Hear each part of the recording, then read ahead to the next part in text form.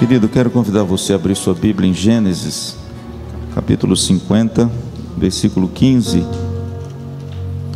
ao versículo 26. Diz assim a palavra de Deus: Vendo os irmãos de José que seu pai já era morto, disseram: é o caso de José nos perseguir e nos retribuir certamente o mal todo que lhe fizemos. Portanto, mandaram dizer a José: teu pai ordenou antes da tua morte, dizendo: assim direis a José: perdoa, pois a transgressão de teus irmãos e o seu pecado, porque te fizeram mal. Agora, pois, te rogamos que perdoes a transgressão dos servos do Deus de teu pai. José chorou enquanto lhe falavam. Depois vieram também seus irmãos, prostraram-se diante dele e disseram: eis-nos aqui por teus servos. Respondeu-lhes José: não temais, acaso estou eu em lugar de Deus? Vós na verdade intentastes o mal contra mim, porém Deus o tornou em bem, para fazer como vedes agora, que se conserve muita gente em vida. Não temais, pois eu vos sustentarei a vós outros e a vossos filhos. Assim os consolou e lhes falou ao coração. José habitou no Egito, ele e a casa de seu pai, e viveu 110 anos. Viu José os filhos de Efraim até a terceira geração, também os filhos de Maquir, filho de Manassés, os quais José tomou sobre seus joelhos. Disse José a seus irmãos: eu morro, porém Deus certamente vos visitará e vos fará subir desta terra para a terra que jurou dar a Abraão, a Isaque e a Jacó.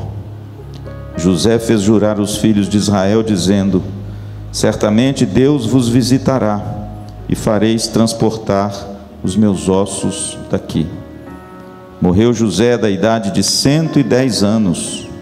Embalsamaram-no e puseram num caixão no Egito. Se você já leu o livro de Gênesis pelo menos uma vez, você há de concordar comigo que o livro de Gênesis é um livro surpreendente. Ele é surpreendente porque ele começa com uma explosão de vida. Ele começa com um caos primordial.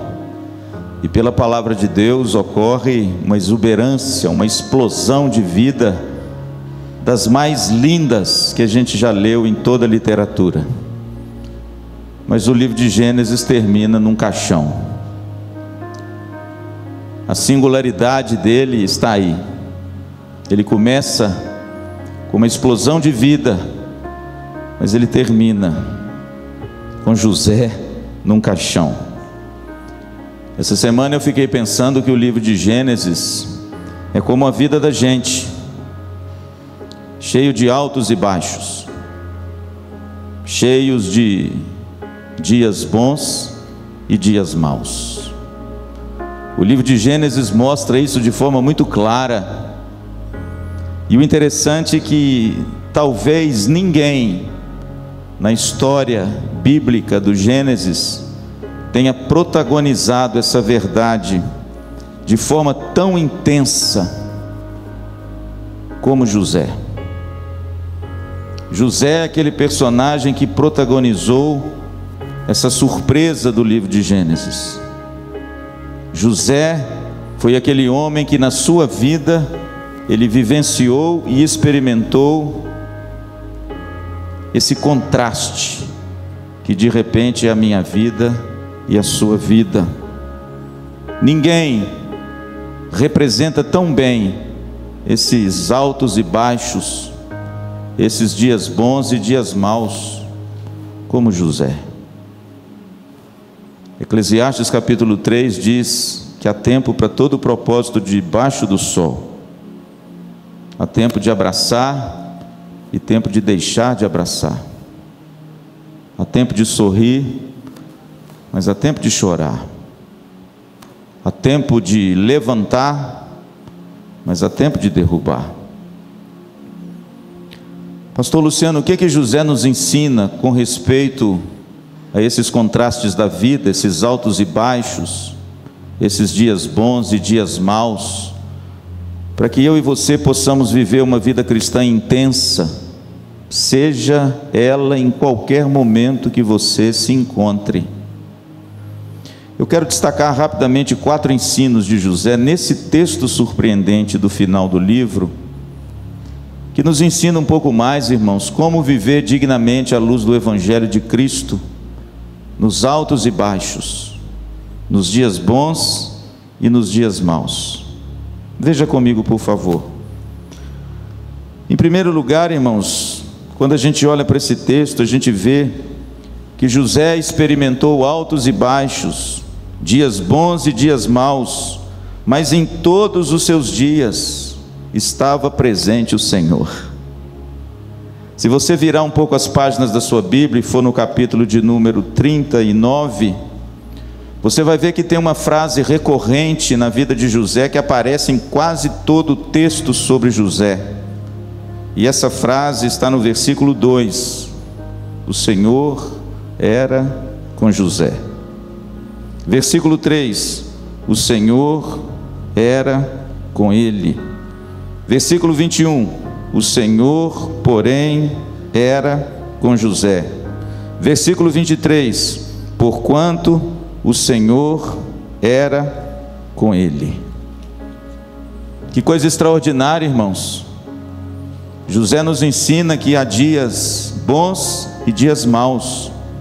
E olha que esse menino de 17 anos, porque no capítulo 37 diz que quando ele foi trazer notícias dos seus irmãos para os seus pais, ele era um adolescente de 17 anos. Olha que esse menino amargou dias maus. Olha que esse menino foi julgado num calabouço pela sua fidelidade a Deus. Olha que esse menino foi feito escravo e arrancado do seio da sua família pela malignidade e inveja dos seus irmãos, porque ele era o preferido de Jacó. Mas há um diferencial na vida de José que eu e você precisamos aprender nessa noite.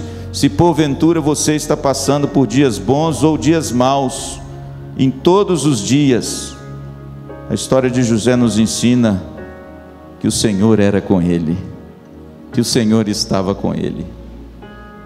Há dias bons e dias maus, mas Cristo está presente em todos eles, amém? A palavra de Deus diz: nunca te deixarei, jamais te desampararei. Jesus disse para os seus discípulos naquela despedida tão dolorosa, ele disse para os seus discípulos, depois que ele os incentiva a continuar a obra dele: porque eis que estou convosco todos os dias, até a consumação dos séculos. Querido, não nutra no seu coração uma afeição contrária ao Senhor nos dias maus, achando que Ele te abandonou só porque você vive dias maus. O nosso Deus é um Deus que está sempre conosco. Aonde José colocava sua mão, a Bíblia diz que Deus prosperava. Por quê? Porque o Senhor era com José. José foi para a casa de Potifar, o Senhor era com José. José foi para a prisão, o Senhor era com José. José foi elevado a governador no palácio, o Senhor era com José. Portanto, meu amado, tire da sua mente que os dias maus, os dias baixos, aqueles dias que de repente a tristeza e a angústia batem à sua porta, não se esqueça do Senhor, porque certamente são nesses dias que Jesus está mais próximo de você do que você imagina. Amém? Há muitas histórias bonitas de pessoas que sentiram a presença de Deus, não na fartura e nos dias bons, mas acima de tudo nos dias maus. Deus é um Deus incrível, e muitas vezes Ele age de forma tão peculiar, que são nesses momentos maus, nesses dias difíceis, que Ele se revela com maior doçura na nossa vida. Portanto, eu quero repetir o que eu sempre disse do púlpito dessa igreja: não tenha medo de sofrer, Não fuja do sofrimento. Não coloque uma máscara para mostrar às pessoas aquilo que você não é. Não procure enganar ninguém, porque Deus conhece você. E muitas vezes é no nosso momento mais frágil, mais débil, é no nosso momento onde nós estamos talvez vivendo no vale da sombra da morte, é que a presença de Jesus brilha com luz fulgurante em nós. Essa é a primeira lição da vida de José. José experimentou altos e baixos, dias bons e dias maus, mas em todos eles estava o Senhor. Amém. A segunda lição que nós aprendemos nesse texto belíssimo, irmãos, é que José experimentou altos e baixos, é verdade, dias bons e dias maus, mas nos dias maus ele soube perdoar. Dê uma olhada comigo no versículo 15 a 17. Olha que coisa interessante que aconteceu com os irmãos de José.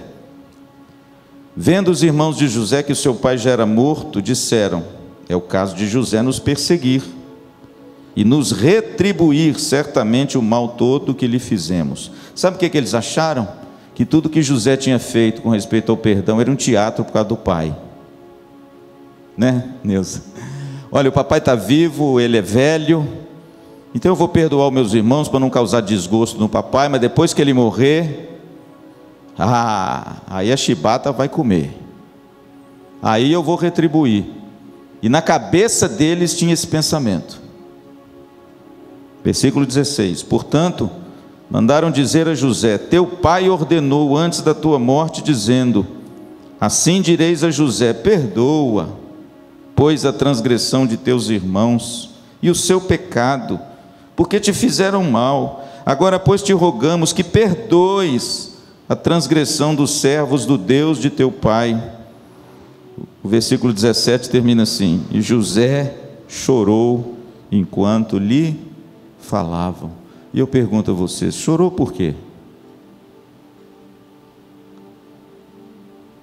Porque é muito difícil, irmãos, uma pessoa experimentar o perdão genuíno, assim como é muito difícil você oferecê-lo também.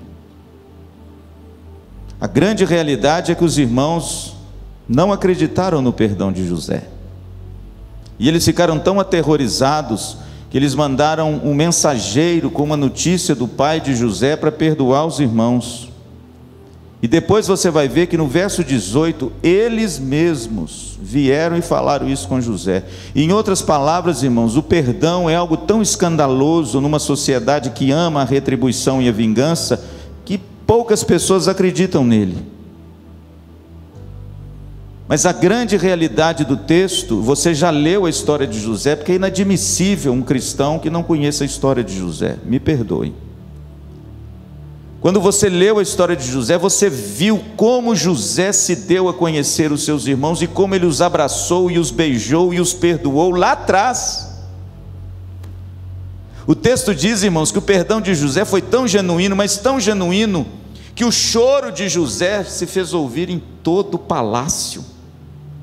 Quando ele se mostrou aos seus irmãos, e para espanto dos seus irmãos, ao invés de ele oferecer a vingança, ele ofereceu o perdão. Mas agora Jacó morrera, e os irmãos pensaram: tudo aquilo foi um teatro? Eu acho que ele fez isso por causa do nosso pai. Manda um mensageiro dizer a ele para nos perdoar. E a Bíblia diz que enquanto eles falavam, José chorou. Chorou por quê? Chorou porque ele sabia que no fundo, bem lá no fundo, ele já havia perdoado os seus irmãos, mas os seus irmãos não acreditaram no seu perdão.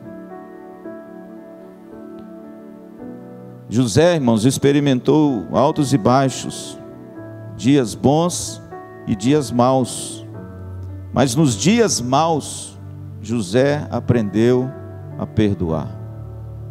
Tem pessoas que estão presas no passado, tem pessoas que até hoje deitam a cabeça no travesseiro e vivem presas em amarguras do passado.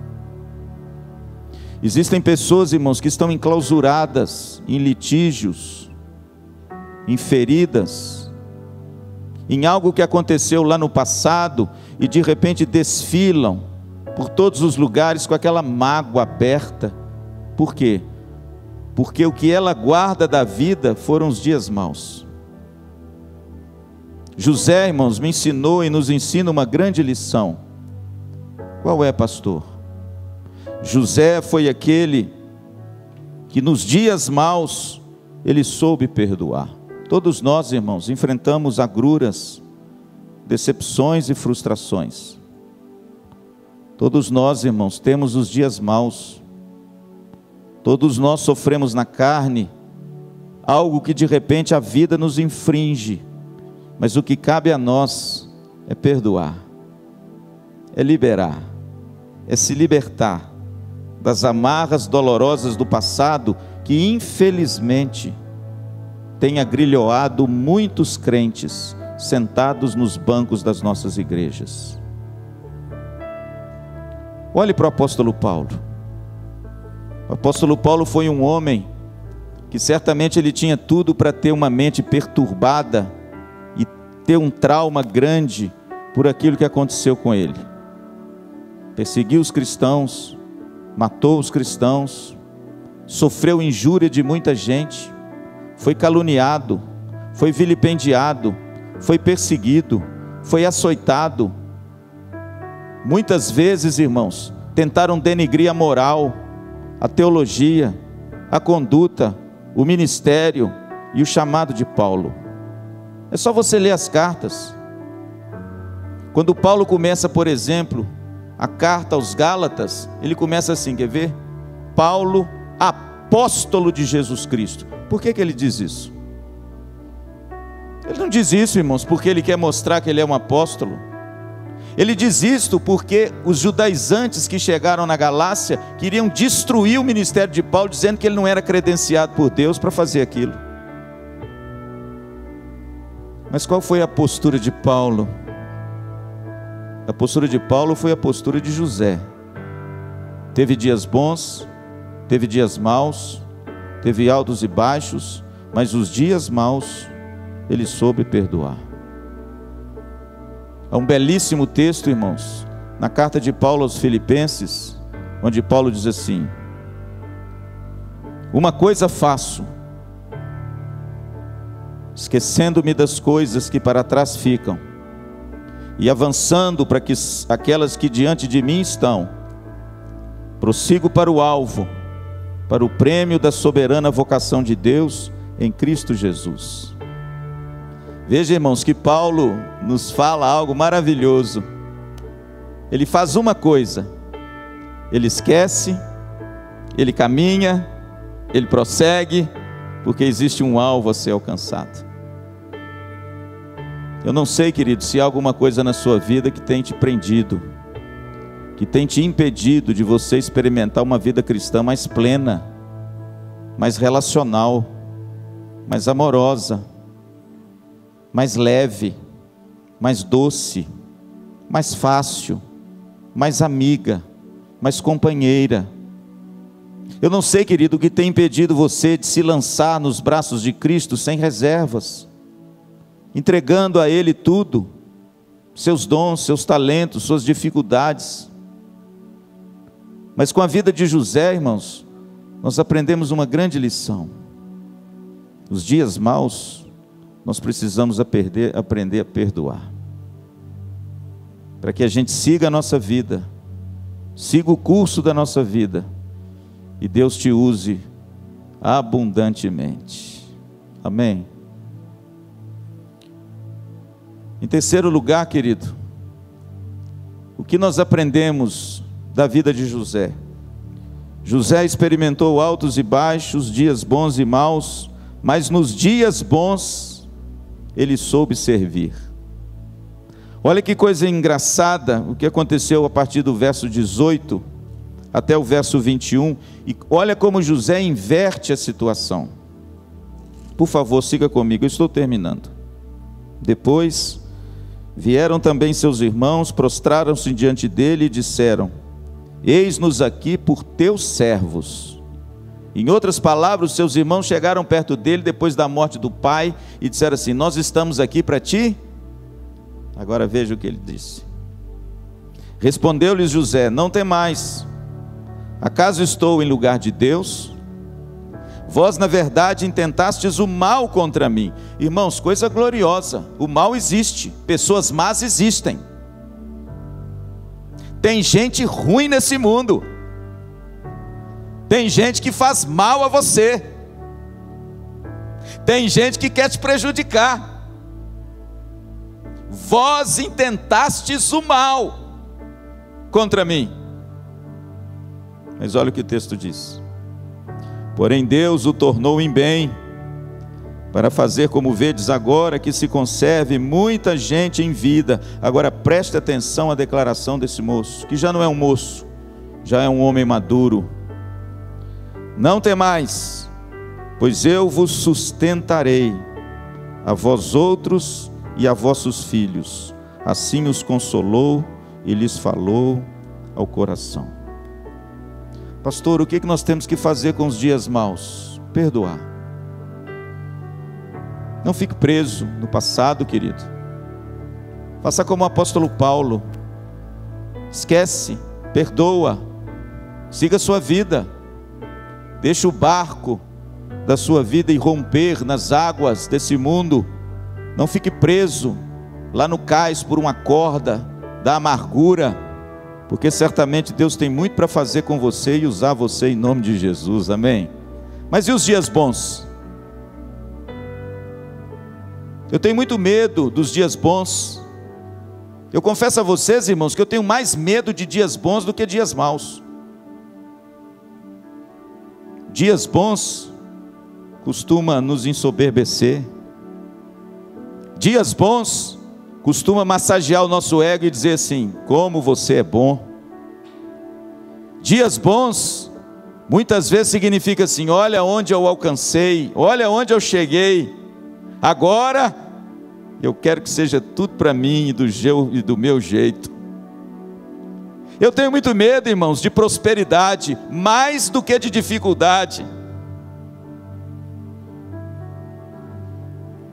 A Bíblia diz que José, irmãos, foi guindado a governador de toda a terra do Egito.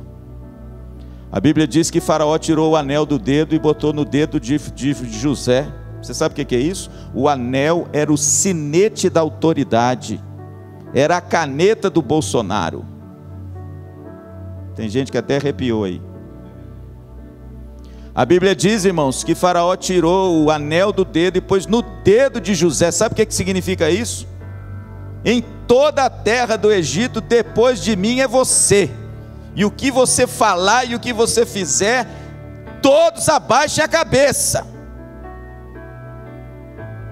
Sabe o que Faraó deu para José? Um carro novo. Oh, glória a Deus. E que mais? Uma mulherzinha, a própria filha. O sujeito se deu bem, não se deu? Governador, endinheirado, carro novo, mulher, e por ordem de Faraó, todos deveriam se ajoelhar quando José passasse. Agora eu pergunto a você, isso não é perigoso? Mas aí, irmãos, acontece um negócio fenomenal. Quando Jacó morre, e os irmãos todos se reuniram com medo dele voltar atrás e de repente o seu perdão ser mentiroso, eles vão a José e dizem assim: olha, nós seremos os teus servos. Mas José diz assim: sou eu quem os servirei, sou eu quem os sustentarei, sou eu que vou servir vocês, sou eu que vou garantir a vida boa e digna a todos vocês. Não são vocês que me servem, sou eu que sirvo vocês. Isso lembra quem? É por isso, irmãos, que não é, meu pastor, que no Velho Testamento José é o quê? Um tipo de Cristo. E o que me chama a atenção, irmãos, é que José sempre foi um servo. Na casa de Potifar, ele era um servo. Na cadeia, Ele foi um servo. Sabe o que o texto diz lá em Gênesis 40? Que quando José foi posto na cadeia, o carcereiro confiou todos os presos a José para que José o servisse. José serviu na cadeia, José serviu na casa de Potifar, e o mais lindo de tudo, José serviu no palácio. Ah, como é difícil. Palácio é lugar difícil de servir. Palácio é lugar de mandar. Palácio é lugar de exigir.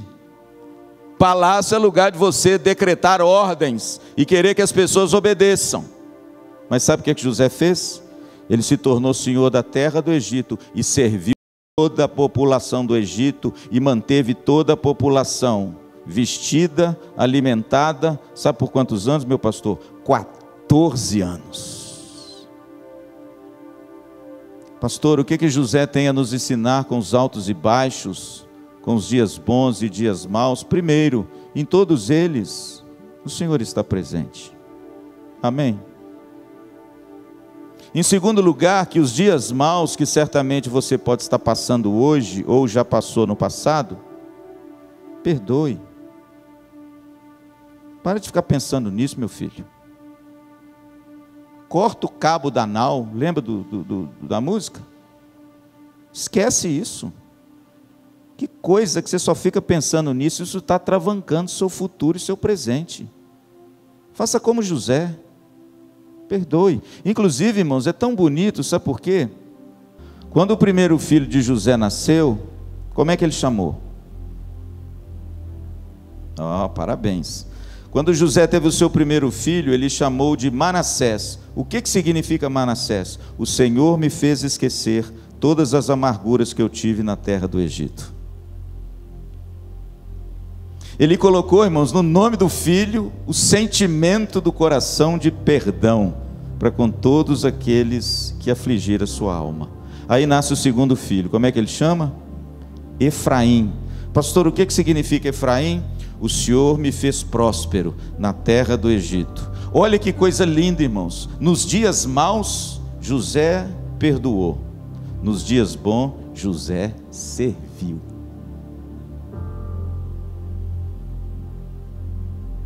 Eu não gosto muito dessa teologia da prosperidade, que na verdade eu chamo de filosofia da prosperidade, porque de teologia mesmo ela tem pouca coisa.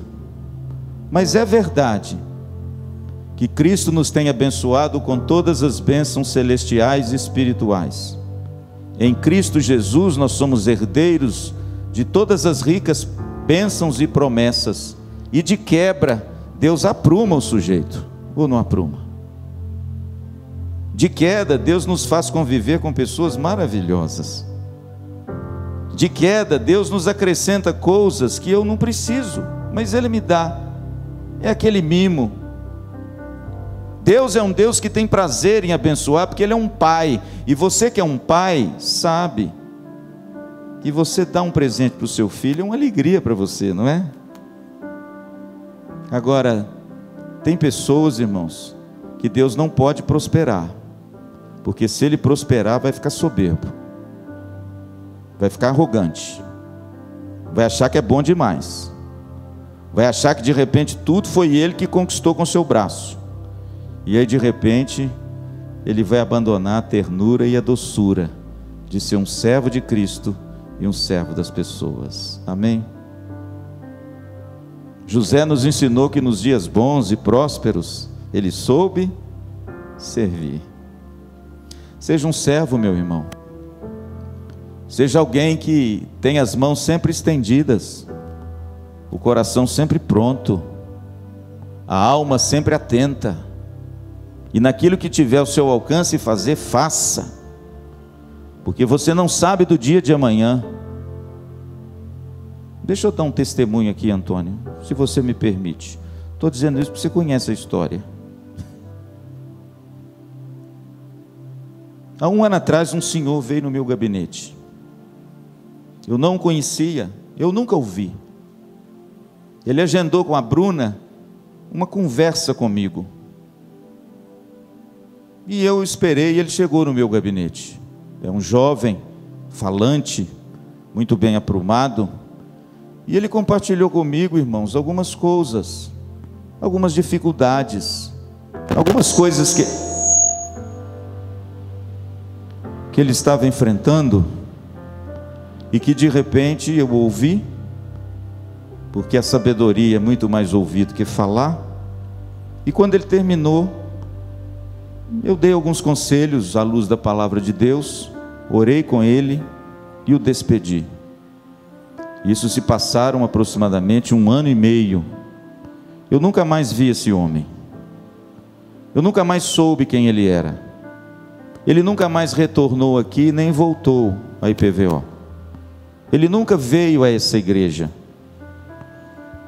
De repente, há um mês atrás, veio no meu coração de fazer um agrado para minha filha, de procurar um apartamento na planta, para que a gente pudesse, dentro dos nossos poucos recursos, comprar para ela, doutora Andréia.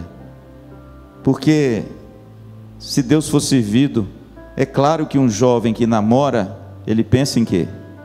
Claro, se for crente, pensa em casamento. Se for crente.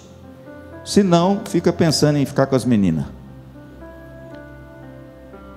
E aí, irmãos, numa semana, a Alissa chegou em casa e falou: papai, eu vi um apartamento aqui, um prédio que está construindo aqui perto de casa. E eu fiquei animado. Será que a gente podia ir lá ver? Claro, filha. Ela entrou no meu carro, peguei a minha esposa Tereza, fomos ver, o prédio é aqui, na rua Inhaúma, bem aqui. Chegamos lá, o prédio já estava, sendo levantado, achei bonito. Entramos no apartamento, achei bonito, pequenininho, mas, puxa, para um casal, né, meu pastor? Está excelente. Fomos, olhamos, agradamos. A Alissa ligou para a imobiliária, marcamos com o corretor. Chegamos lá num sábado pela manhã, não estava ninguém lá, apenas esse corretor. Ele estava com uma máscara, eu com uma máscara, minha família com uma máscara. Quando nós chegamos, ele nos atendeu cordialmente, nos mostrou um apartamento. Entramos no apartamento decorado, que não era o apartamento do prédio, mas é só para a gente ver como é que era o estilo do negócio, Neuza. E de repente, irmãos, eu estou lá olhando o apartamento decorado, e ele deu os preços, deu tudo, e eu achando aquilo bom, falei: meu Deus, o negócio está bom, que coisa boa. E aí de repente eu olhando para aquele moço, né, Hugo, né, Alissa, olhando para ele assim: meu Deus, de onde que eu conheço esse bendito? E eu não lembrava de forma nenhuma, irmãos, de onde eu conhecia esse moço. De repente eu me enchi de coragem, e lá no meio do apartamento falei: escuta aqui, meu jovem, você me perdoa a minha ousadia, mas eu acho que eu te conheço de algum lugar. Ele olhou para mim e falou assim: o senhor me perdoe, mas eu também conheço muito o senhor, porque eu conheci o senhor pela voz. Eu falei: tira a sua máscara. Ele tirou a máscara. Ele falou: tira a sua. Na hora que eu tirei a máscara, ele falou assim: pastor Luciano. Em outras palavras, sabe quem era o homem que Deus colocou para ser o corretor, para que nós fechássemos o negócio do apartamento da minha filha? O mesmo que Deus trouxe aqui há 1 ano e meio atrás, para conversar comigo. Pastor, por que o senhor está contando isso? Primeiro, porque eu achei isso maravilhoso. Segundo, irmãos, para te dar um exemplo e incentivar você a tratar as pessoas com dignidade, com amor, com carinho, com consideração. Não porque você espera delas em troca, mas porque você não sabe o que Deus tem na vida delas com respeito a você. Como eu poderia imaginar que há 1 ano e meio depois, Deus me daria a graça de fazer uma coisa que eu até hoje não tenho, que é uma casa. Deus me daria a graça de fechar um negócio que aos olhos humanos seria impossível, exatamente com o mesmo homem que eu orei e ouvi no meu gabinete. Portanto, querido, dias maus perdoe. Dias bons, sirva. Que você não sabe o que Deus tem amanhã para você com aqueles que você hoje estende a mão. Amém? E para terminar, José experimentou altos e baixos, dias bons e maus, mas no fim de todos eles, José contemplou um legado glorioso. Veja comigo, por favor, o verso 22 em diante. Em primeiro lugar, irmãos, ele contemplou o legado familiar. Olha que coisa gloriosa. José habitou no Egito, ele e a casa de seu pai, viveu 110 anos. Viu José os filhos de Efraim até a terceira geração. Eu não sei nem o que é terceira geração, é tataraneto? Deve ser, né? Ele viu os filhos de Efraim até a terceira geração e também os filhos de Maquir, filho de Manassés, os quais José tomou sobre seus joelhos. Sabe o que significa tomar ante seus joelhos? Eles nasceram e José pegou eles no colo. Veja, querido, que no final da vida de José, ele contemplou um legado familiar glorioso. Seus filhos, seus netos, seus bisnetos, seus tataranetos, todos eles nasceram na presença de José. Mas o legado maior que esse homem experimentou no final da sua vida, não foi apenas da sua família, mas foi a terra prometida. Olha o que ele disse, no versículo de número 24, disse José a seus irmãos: eu morro. Irmãos, morrer com dignidade não é para qualquer um não, viu? O cristão é o único que aprende a morrer, porque ele sabe o legado que lhe espera. Ele não fica desesperado com medo de morrer. O ímpio é que tem que ter medo de morrer. O cristão morre com dignidade. Olha o que ele diz: eu morro, porém Deus certamente vos visitará e vos fará subir dessa terra para a terra que jurou dar a Abraão, a Isaque e Jacó. José fez jurar os filhos de Israel, dizendo: certamente Deus vos visitará e fareis transportar os meus ossos daqui. Irmãos, no final dos seus dias, José contemplou o seu legado. Primeiro, o legado familiar. Que coisa boa, né, irmãos? A gente ficar velho com a família junto, né? Que coisa boa, irmãos, a gente não ter litígio na família. Que coisa boa, irmãos, é a gente poder olhar os nossos familiares no olho, sentar na mesa com eles e conviver com eles, sendo esse o nosso maior legado, amém? Eu fiquei feliz, viu, com o apartamento da minha filha aqui pertinho da nossa casa, aleluia, amém.